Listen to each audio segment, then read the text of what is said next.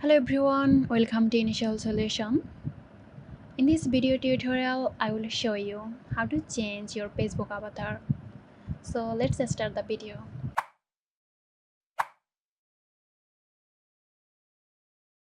First open the Facebook app and tap on the menu icon at the top right corner.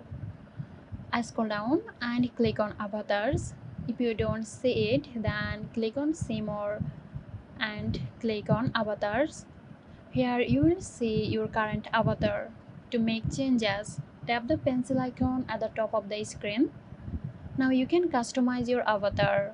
Choose from different hairstyles, skin tones, face shapes, body type, outfits, and more to make it uniquely yours. Once you are happy with the changes, tap Save to save your new look. And that's it. Your Facebook avatar is now updated and ready to represent you online. I hope this video helped you out. If you found this tutorial helpful, give us a like and subscribe to our channel for more helpful tutorials. This video is sponsored by Zerosoft. Zerosoft offers graphic design, UI UX design, digital marketing and web development. Elevate your brand with Zerosoft today. For more details, check the description box.